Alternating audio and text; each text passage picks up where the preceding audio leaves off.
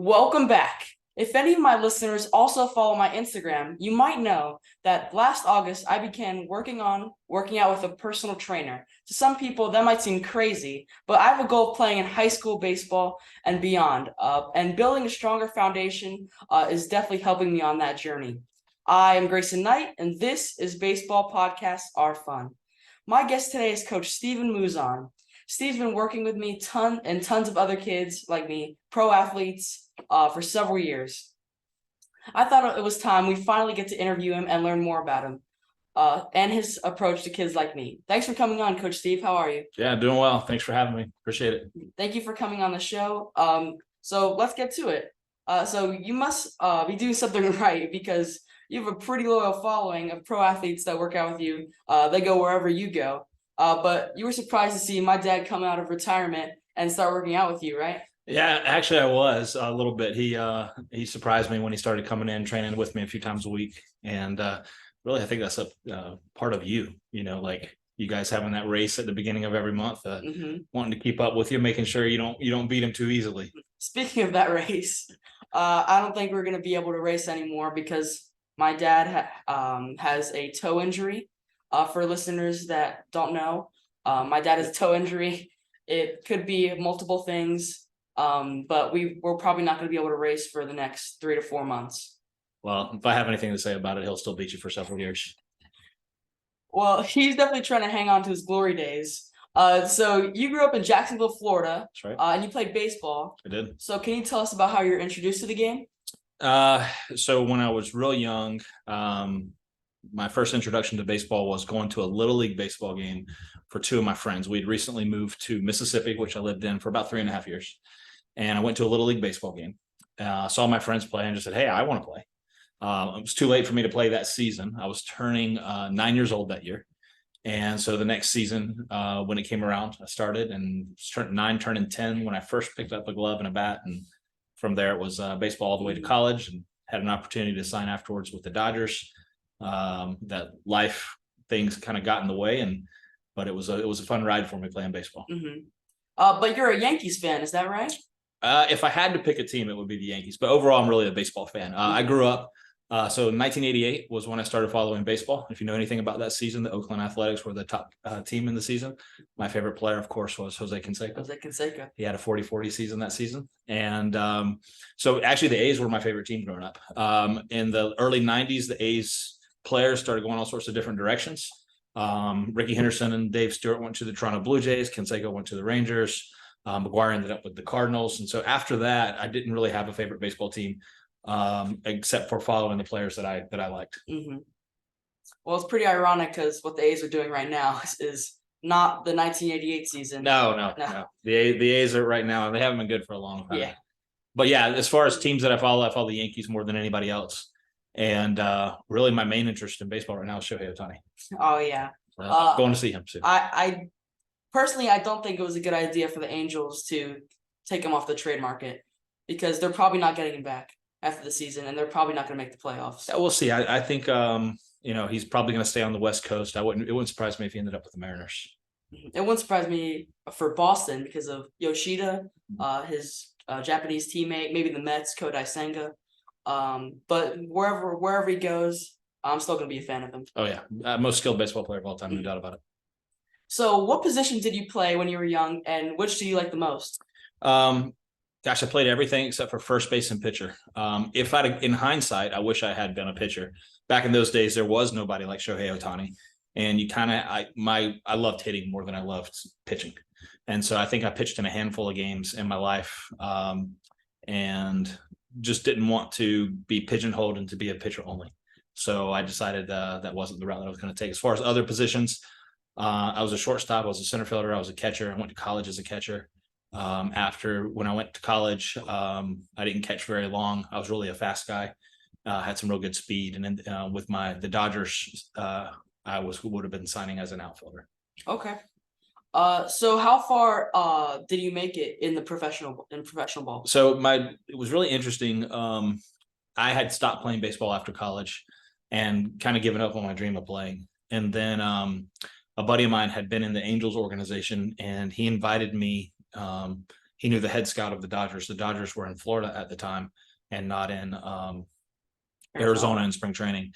And so I was invited down to go to a minor, it was like a former minor leaguer invite tryout. And I was the only guy who had not played professional baseball. And then I had a really good tryout. I ran really fast. I hit the ball really far, threw really well that day. And I was the only one they offered a contract to. Really? And then, so I had a few months because that was March of that year. And I had until June to decide whether or not to sign. And then at the time I had a child on the way and just couldn't figure out how I was going to play professional baseball on the little amount of money that the minor leaguers were making at the time. And then also have a family. It didn't. And does minor league give you a signing bonus? Not when you're a free agent signing. Okay. No. So my the contract that I was offered was $1,100 a month. Lasted for, it would have been a 3-month contract, an annual contract, but you were only going to be paid for 3 months because the season would have been June, July, August. After that, the plan would have been to go. At the time, the Dodgers were looking at sending me to Venezuela. And then after that, you come back for spring training, but you don't make a lot of money doing that. And the opportunity to progress in their minor league system when you're not a high value prospect was very small. It's really hard to make money when you're in the minor leagues. Like it's like when you're in the big leagues, you make millions of dollars, but people don't know when you're in the minor leagues, you don't make that money. You can barely make $10,000 a year. It's really hard to. Yeah, Major League Baseball Players Association has done a great job over the past couple of years with contracts. Players are paid pretty much now year round. Salaries have gone significantly up. There's housing now, whereas you used to have to pay for your own housing. So they've done a great job. Major League Baseball Players Association helping out. And didn't like the minor league sue MLB for like $200 million and they won. I'm not familiar with that, but it wouldn't surprise me if that was part of what was the impetus behind your own pay. They're trying to get minor league players association to go with the MLBPA. Yeah, I do believe that's the case. Mm-hmm. One of the guys I was training a couple of years ago, he was part of a minor league group that would do conference calls with the Major League Baseball Players Association, and then these deals got done. It's really a good thing for professional baseball players in general.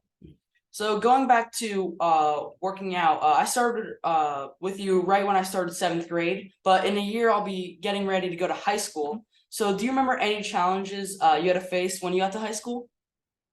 Well, when I got to high school, so my middle school at the time went to 2 different high schools. So you didn't get to continue playing with the guys that you were playing with in middle school. Back when I was coming up, there was no such thing as travel baseball.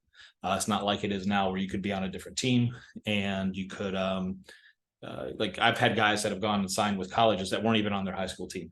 So because of the travel baseball. Yeah. Whereas for me, you played rec baseball, you played Legion baseball, you played middle school baseball, you played high school baseball, and that was the way to do things. After the high school season, the high schools in my county had a Legion baseball team, and I played on that Legion baseball team, and we would play against other high school Legion baseball teams. That was kind of like travel, but like I never ever like an all-star team, kind of like an all-star team. So when I was in Little League, we had all-stars, and that was what one year our all-star team got into some finals bracket for what would be the Little League World Series in Mississippi. We lost in the bracket, so we didn't get to go to Pennsylvania, but that was the all-stars of the rec league that I was in. Mm-hmm. Now it's completely different. Yeah. It's way more complicated. Oh, well, the baseball today is kids have such an advantage with coaches and equipment, skill work, strength and conditioning guys like me. There's a lot of access that they have that wasn't available when I was coming up. So it goes really, it's really a good thing for skill development these days. As far as getting into high school, the most challenging thing when I was going out for my high school baseball team was I didn't know the coaches. I didn't know a lot of the players because there were several middle schools that fed into my high school. And so to form a team, there were guys that I didn't know. But as far as making a team, that was like, the one thing Gwinnett County is really struggling at is sports, because my middle school doesn't have any sports and most schools in Gwinnett County don't.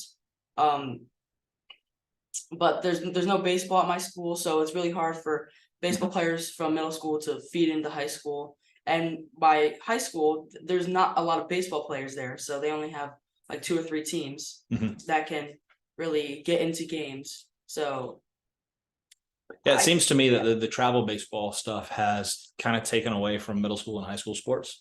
I don't know if that's a good thing or a bad thing. I just know that the kids today have opportunities that kids like when I was coming up, we didn't have those sort of opportunities. So if you want desire to be a great baseball player there and you have the means to be able to get the coaching that you need, like the ability to do that is unbelievable now. So let's fast forward now to how you got started in fitness and coaching. So can you tell me about that, please? Yeah, so when I went to college, I had a strength coach named John Williams, and he was the White Sox strength and conditioning coach. He handled Liberty University, everything, football, baseball, basketball, everything. And through him, I really developed a love of working out. And I actually always loved working out. Like, I mean, this may sound a little weird. My first hero was He-Man, and you may not even know who He-Man is, but go look him up. Big muscular guy who's like kind of like Conan the Barbarian. And then, when I'm 9, 10 years old, my favorite baseball player is Jose Canseco. A lot of guys have the physicality that Canseco in the late 80s and early 90s had now in Major League Baseball. But back in those days, he was unique and looked totally different than almost everyone else. And I'd read an article when I first started playing baseball from a 1986 baseball issue of Sports Illustrated. And it talked about a couple of guys that were coming out, one being Canseco that said he could bench press 400 some pounds. And another guy, Pete Incaviglia, who it's a pretty amazing story about him. He went from college straight to the major leagues, never played any minor league baseball as a hitter, not a pitcher. Wow. And he could bench press well into the 400 pounds. And so that kind of sparked my interest. And I thought, well, if these guys are working out and doing things to make them better baseball players, then I should probably be working out too. And so that Christmas, I asked for a weight set and got my first weight set. I believe I was turning 11 years. I was 11 years old at the time when I started doing that. Of course, I had no idea what I was doing, but I started like working out and doing things like that back in that age. And then once I got to college, you started doing it like professionally or seriously?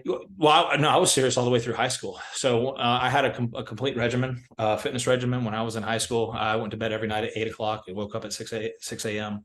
I had a sprint coach that I worked with 3 times a week. I lifted 7 days a week. That's not a great thing. I didn't know that at the time. Everybody thought, at least I thought at the time, work out every day is the best way to be in shape, and it's really not. Not that there's anything wrong with that, but there's if you're trying to get stronger and bigger, you have to rest and recover. And so in high school, I worked out all the time. I was in great shape when I was in high school. I was in great shape when I was in college. When I got to college, though, as far as like sport performance training, there wasn't a lot of that. Like, there's no internet. I mean, there was kind of, but you didn't have a lot of information at the time. And like so, well, not even reading books, but most information that people lived on or worked off of at the time were bodybuilding magazines. And being a bodybuilder is not a great thing when it comes to baseball. Getting stronger is. And so there is some application or some principles from bodybuilding that we can use, but it's not the best way to train for sport performance. And so when I got to college, I started learning about sport performance through my coach at school. And then he had a buddy of his is a guy named Louis Simmons. Louis just recently passed away. In the 1990s, Louis had a gym called Westside Barbell. The gym still exists. They're out of Ohio, and they were the strongest gym in the world. So you'll see on social media today, a lot of guys, kids even, I'm talking kids, 17 to 20 years old, somewhere around in there, who can deadlift and squat a lot of weight, talk 600, 700 pounds, things like that. Well, Louis Simmons had guys that were squatting 1,000 pounds and deadlifting 1,000 pounds in the 1990s. And his methods, I use a lot of his methods in training my athletes because they make guys stronger. But like the use of bands and chains and all that, Louis Simmons is the one who popularized that. And so when you walk into any gym today, there's the influence of my coach, John Williams, because John taught Louis how to use bands. And then Louis used that to train powerlifters, and now it's used in all sorts of sport performance. So those were some really key guys. And then just once I figured out that I really like working out, and I figured that, well, if baseball doesn't work out, that's what I want to do. And that's kind of how I started down this path. Didn't you, I think you told me a story about how you had a coach that was really, really old. Yeah. So that was my sprint coach. So my sprint coach, when I was in high school, he was on the U.S. Olympic team in the 1930s. And he was on the same team as Jesse Owens. He was so old that when he started running, they actually ran 100 yards, not 100 meters. And so this was in the 90s. He was in his 80s. He had the most muscular calves I've ever seen to this day. As an 80-year-old? As an 80-year-old. Yeah. Yeah. He was pretty amazing. So I trained with him 3 days a week. When I've only run probably an actual distance mile since I was 14 years old, 2 or 3 times as a result of working with him. And so he wouldn't let me run anything more than 200 meters at a time, because he said that would slow me down and I wouldn't be as fast as I would be capable of if I ran more distance. And so I've pretty much always trained like an athlete. I still train like an athlete. The way that I train my professional baseball guys is the way that I train, and it's, done a good job and kept me in shape, and I can pretty much do the stuff that I've always been able to do. At least I think I can. So was that the beginning of the Mouzon method? And can you explain what is the Mouzon method? Yeah, so there's a lot of things that make up how I train guys. Basically, the bottom of the pyramid is mobility, and I define that as the ability to be in the right position. Mobility involves flexibility and stability, meaning that you have to be able to be in positions and be stable in those positions. And then on top of that is movement, and that's moving into and out of positions correctly. And then on top of that is strength. And so that's really just kind of like barbell work, lifting, getting stronger, and then skill. And skill can be in the weight room or the sport. And it doesn't really matter what sport the person's playing. It's really the same method of development, because sport performance, like speed, power, force production, all that applies to all sports. But it's really, baseball's kind of been my thing, probably mostly because I played baseball and I'm working out of baseball facilities. Mm-hmm. So I walk in and I don't know anything about working out. Mm-hmm. Plus, I'm trying to figure out how to get my arm stronger because I was injured at the time. So can you take us through your approach on how you start working out with someone and how you train them? Really, the first thing is to just kind of see where they're at and do an assessment, see what their baseline flexibility is, and then start working with them from there. So there's basically 5 human movements. There's push pull with the upper body. There's sitting and hinging with the lower body. It's also push pull. And there's isolateral, which is, like walking, sprinting, sled pushing, things like that, using the legs one leg at a time. So those are our 5 movements. And outside of that, what I'm working on is making sure that the person has the range of motion that they need to be able to do these movements properly. And so like with an injury, the first thing with any sort of injury is restoring the range of motion for wherever the injured part is, whether that's a knee, hip, ankle, whatever. Restoring range of motion and then strengthening around that range of motion. So do you think it's easier to train someone with no athletic background or someone like an athlete? Having an athletic background, absolutely, no doubt about it. As an example, if I have a kid who comes in who has had a gymnastics or a martial arts background, they're significantly easier to coach than somebody who hasn't, because they're really aware of their body. And being able to be aware of what your body's doing in space is critical for being in the right positions. And so somebody with less experience coming in, it's not that it's the problem to train them. It just takes a little bit longer because they're doing things that they've never done before. If somebody doesn't have an athletic background at all, they can absolutely become an athlete. I think everybody can become an athlete or become a better athlete than what they are, because the movements are just human movements. And as long as you're somewhat healthy, you can do those movements. My oldest person that I work with right now is 81 years old. He's had a hip replacement surgery. He deadlifts more than his body weight. He's lost over 30 pounds in the couple of years that I've been working with him. He's lean and muscular, and he's 81 years old. I know he's a former fighter, trainer, and so he knows how to work really, really hard, but he deconditioned and he had his hip replaced. But at the same time, taking him back through getting the mobility of his hip, he's able to squat his body weight. He's able to deadlift more than his body weight. And so he's able to work out and live really, really well. Youngest kids that I have, the youngest that I have right now is a gymnast, and she's 8 years old. And the reason she can actually do what she can do is because she is a gymnast, and so she's flexible, she's mobile, she knows what her body's doing, and she's coachable. One of the most important things for somebody, whether they're trained or untrained, have an athletic background or don't have an athletic background, is just simply being coachable. So what's like the age, height, or weight that you can't do stuff, like you can't bench press, you can't lift weights? There's no specific age. It's just simply about where they how aware they are of how their body moves. You can lift weights when you're 5 years old if you're doing things properly. Now that doesn't mean you're going to lift as heavy. Like with kids, I don't. If a pro athlete comes to me and they're a novice, meaning somebody who hasn't really trained very much or trained in my ways, then I can add weight every single time they come into the facility because they're getting stronger at workout to workout, but their technique doesn't change workout to workout. So like if a kid comes in, and we may have experienced this, I've had several kids that are about your age where they come in and their deadlift is perfect one day, and then they come back a week later and they can't deadlift properly. And a lot of that has to do with growing, because like as you grow, as your limbs get longer and things like that, you don't have the ability to do the same thing that you did before. You kind of have to relearn that. A lot of kids become a little goofy when they hit a growth spurt. And so as far as age, it's really just depending on kind of like what their background is. One of the things that I'm seeing now that's not wasn't as common 10 years ago is how deconditioned a lot of kids are. A lot of kids come in now, they haven't actually played outside a lot. They haven't climbed trees. They haven't been on monkey bars. They haven't done things like that.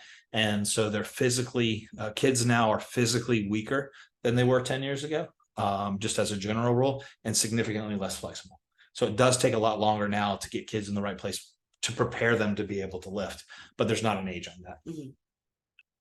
So one of the advantages I've had working out with you is getting to be around some fantastic pro ball players. So how did you get yourself in a position to train many young pros? Well, as far as the group that's been with me right now, it was kind of just a certain, I guess, providential circumstance. I was training a few people at a gym. I was at the point where I wasn't sure if I was going to kind of pursue this as a business for myself. And then the owner of the gym that I was at said, hey, we have a pro baseball player who's working out here. And I was like, no, you don't. And then sure enough, a pro guy was working out there, and we talked for a little bit. I mean, having played baseball, he was a pitcher, and I asked him, hey, if you ever need somebody to play catch with, or somebody to stand in, I'd be happy to do that. I just thought it'd be kind of cool to have bat against a pro pitcher again. Now, like every offseason, you have like 15 guys, 20 guys that come in daily, and you're like, hey, what's up? Yeah, like, I get to hang out with the guys, and we talk. The guys that are my guys, we talk all the time, text all the time, talk about how they're doing, how their performance is, what their in-season training program is like. But when I started with with one guy, it just kind of snowballed. How that happened was he was watching me work out, and he said, why are you doing what you're doing? I explained it to him, and the next thing we know, we're training together. He gains 40 pounds. He starts throwing the ball 5 to 7 miles an hour harder. He goes from rookie ball all the way to AAA in a season, and then from there, it's just started snowballing. Wow. I walked into a facility one day. I was thinking about coaching a travel baseball team, and the facility was the facility where we started training at. And they had some pro guys that were in there, and I started training them, and then more guys showed up, and colleague guys showed up, and then next thing you know, you have a whole stable of guys that you're working with because of how the process works and how it's benefited their performance. I expect every offseason to be one where we have more and more pro guys that are in. What's your favorite thing about training a pro ball player? Just that's easier? It's actually not easier, because a lot of them, a lot of pro guys have the ability to do things like play their sport well, but their mobility may be really lacking, or their strength may be really lacking. So they actually struggle with learning to do things correctly, and they don't always see how that's going to affect their performance or what their injury risk may be as a result of that. So some pro guys are absolutely phenomenal to work with. And the thing that I like the most is, for most of the pro guys that are there, their drive and determination is what's impressive. And working with somebody who has a real goal, and not just like a physique goal, but they actually have a goal for something that is their career. It's very fulfilling for me to help them get to where their dreams are. That's what I like about it. So most guys, once they like, if they're in rookie ball, they might think that their career is over. But when you get to AA, you're like, maybe I can do this. And if they get to AAA, you're really driving to get to the big leagues. I would say that if a guy has the mindset of that I'm a professional baseball player, that if they don't go in with the mindset that they're a major leaguer at the lowest level in their mind, they have to be the best player on the field, and there's nobody as good as them on the field, that they won't make it. And so the guys that I have that are at the highest levels of baseball believe with 100% of themselves that they are going to be major leaguers. And if there's doubt for that, then I would say those are the guys that aren't going to make it. And not that everybody will who believes that, but it's almost like having like the ability to have an irrational confidence in what your skills are is critical to your success. So what's the importance of a good diet for athletes? Well, good is relative to the athlete. So like if somebody needs to gain weight, it's really hard to get enough calories just trying to eat clean and things like that. So like some of the guys that I've worked with, there was a guy that started with me. He's 6'5". He started out about 195, 200 pounds. And he needed to gain weight significantly to be able to get stronger and so that he could play well. So what I told him was eat like you're trying to get diabetes. Now he doesn't do that anymore. But to get through the initial process, just to be able to eat enough calories, he was literally eating and drinking everything. There's basic parameters. You have to have enough protein. You have to have fruits and vegetables. You have to have the right kinds of fats. That's critical for your development. You won't recover if you don't have the proper nutrition. Mm-hmm. And so just like if somebody came to your house and busted out all the windows in the house and you were going to get all the windows replaced, if you don't have the materials on hand to replace the windows in the house, it's going to take a lot longer, and you may have things that just don't get repaired as easily. And you drink shakes every day, right? Some of my guys do, absolutely. So I like protein shakes. They're supplemental to the diet. It's something that if somebody's struggling to get enough protein, that it makes it easy to do that. I drink protein shake. My breakfast most mornings is coffee and protein, and that's just what I like. I don't say that that's what everybody should do, but that's what I like to do. So I know my dad wishes he had this training in like the middle or high school ball, because it was really hard to do that back then, and it's kind of easy now. But I know it's made me stronger and better, and my dad tells me this almost every day. If he had the tools and materials that I have, he would be a major leaguer. Yeah, I would say that a lot of guys, guys that I played with, who we would just kind of get by on like raw skill. And, there was no such thing as like really how to swing. How I learned how to swing is I read the Ted Williams book, The Science of Hitting. And I was like, well, if this is good enough for Ted Williams, this is good enough for me. But like now today, guys teach it, kind of his methods, different words. But they teach it the way that Ted Williams kind of taught it. And so just the access to information with the internet and social media and all that, like you can find major leaguers talking about how they swing and what their thought process is and everything that goes into an at bat for them. Or there was no such thing as that in my day. And nothing. Like you might have had a video, a VHS or something like that you plugged in where it was, I remember Fred McGriff had some sort of video thing that he did in the late 90s. And I think Canseco had some sort of video thing where he worked with some kids hitting off a tee, but there's nothing like today. Like you just didn't have access to the pro guys like you do now, especially with social media.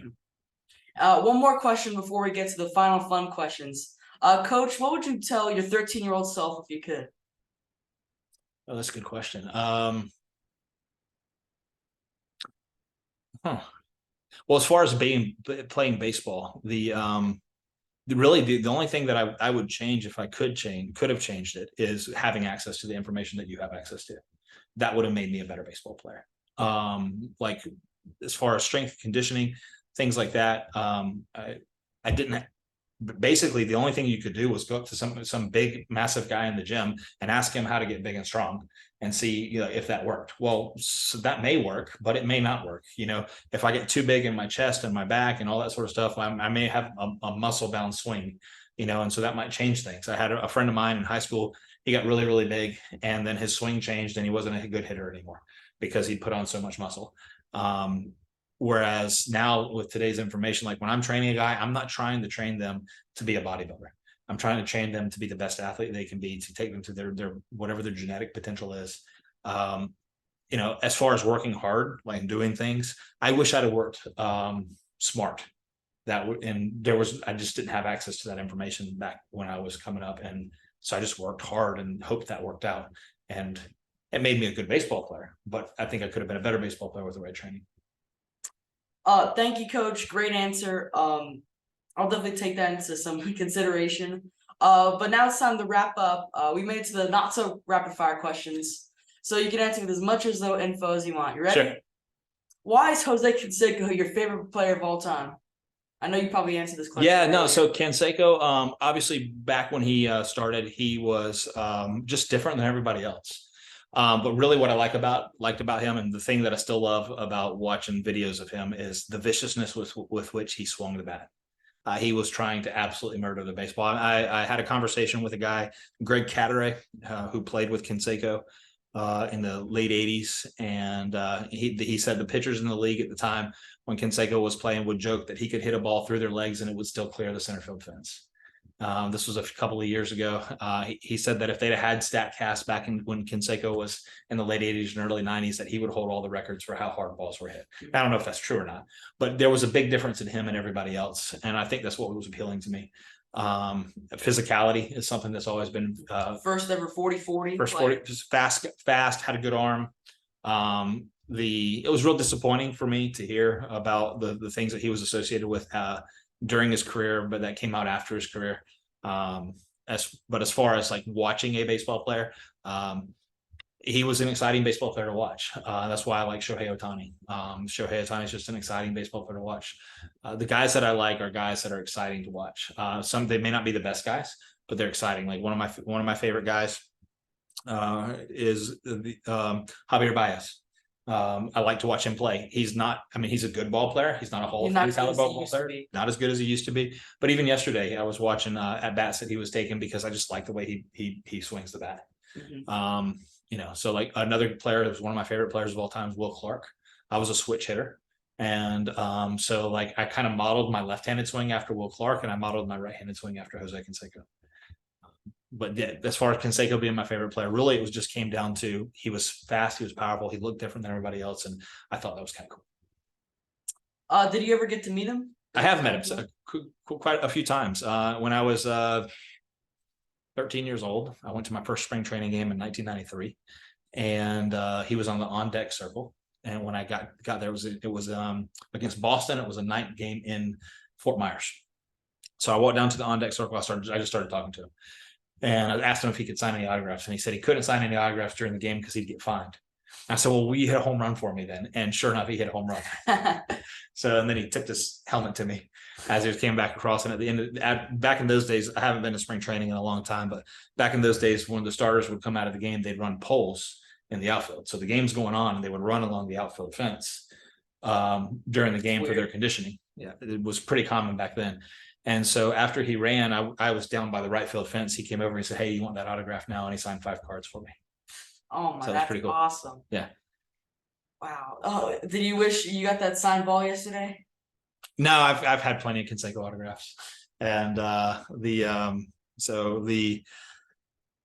used to be a collector where I collected autographs and cards and things like that. I'm not anymore. There was back when COVID happened, a lot of the sports cards prices went way up, and so I sold everything that I had because it was going to be it was the best time to sell. How much did you get off of everything? Oh gosh, thousands. Thousands? Yeah. Wow. And good time to be a I had a whole bunch of stuff. Some different players from different sports, and modern guys, old guys, things like that. So I sold everything that I had because I figured it's the best time to sell. And if I want to buy it again, I can buy it cheaper in a few years.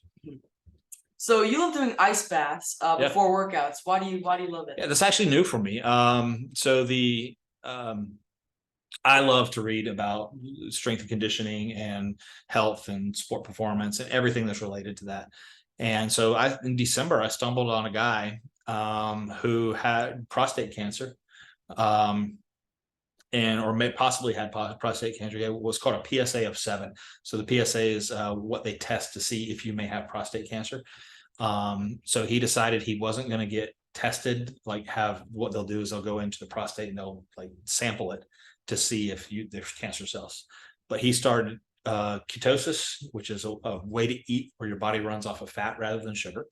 And one of the fastest ways to get into ketosis is take an ice bath. And so now ice baths have been around for a long, long time, and all the research as far as sport performance, like if you work out and then you do an ice bath after, it actually impairs the body's ability to make an adaptive change to the work that you just did, meaning that you don't get as strong or as fast as you will. So it's like cancels out. It kind of cancels it out, right?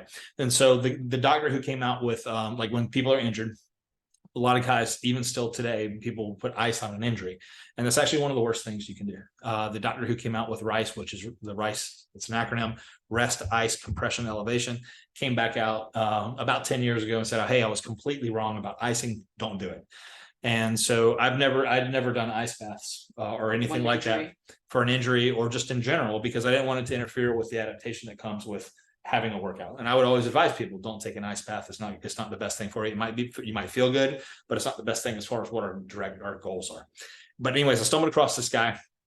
I don't even remember how I did it at this point, but he hated ice baths. So he would start working out right after.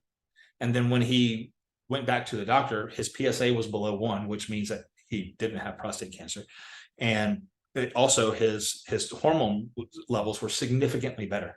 He had the hormone profile of a guy who's in his 20s rather than a guy who was in his 50s. And so he was healthy, very healthy, very healthy. And so I've got my lab work. I've got my lab work that covers over 20 years of my life. I get lab work every single year so that I can kind of know what's going on and see if anything's changing.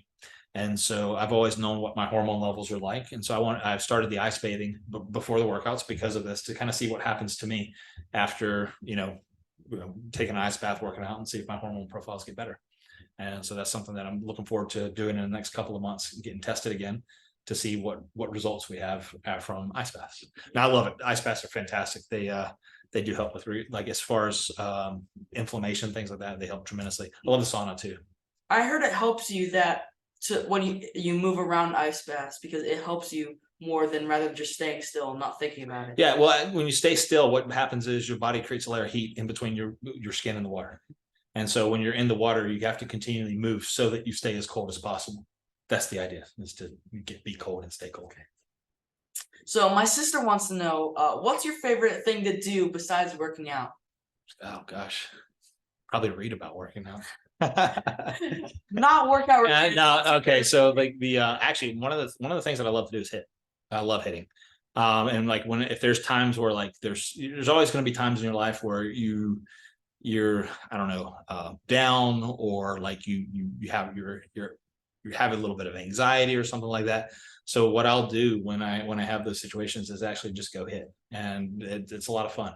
There's no better feeling. It's like solace, it's like finding a moment where you can shut off your brain and just feel, and it feels really good. So you recently told me that your right-sided swing is actually the same as your left-sided swing. As far as how fast? Yeah, absolutely. Yeah. So actually the fastest I've ever swung a bat that I know of on with the Blast app is 89.8 left-handed and 89.7 right-handed. So it's about the same. Now I didn't hit as many home runs left-handed as I did right-handed because of the launch angle that I have. There are two different swings, and I have more of a line drive swing left-handed and more of a home run type of swing. So you're like two different types of hitters. Totally. Yeah. There's nothing the same about being a switch hitter. You literally have two different swings. So do you have a favorite cheat meal? I know you told me about eating 8 cheeseburgers at one time. So the cheeseburger thing started, this goes back to college.